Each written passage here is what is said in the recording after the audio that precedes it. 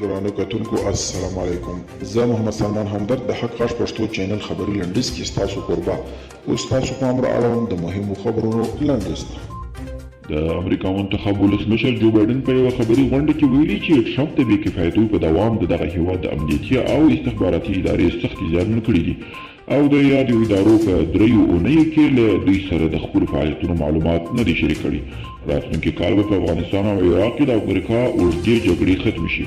ملټري ټایمز نشریه په یو تحلیل کې لیکلي بایدن هم د ټرمپ په تګلاره ته ادامه ورکوي، نو د دې احتمال شته چې تر مې میاشتې پورې ټول امریکایي عسکر له افغانستانه ووځي. تر هغه چې د پاکستان مداخله ختمه کړل شوې نه وي افغانستان ته سوله نشي راتللی.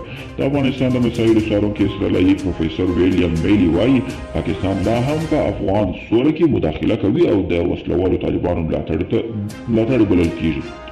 د نړۍ د بېلابېلو هېوادونو سلګونو مدني فعالانو د یوې غوښتنلیک په لاسلیک کولو سره د حقوقو فعالې کریمې بلوڅ د مرګ هر اړخیزې څېړنې غوښتنه کړې ده.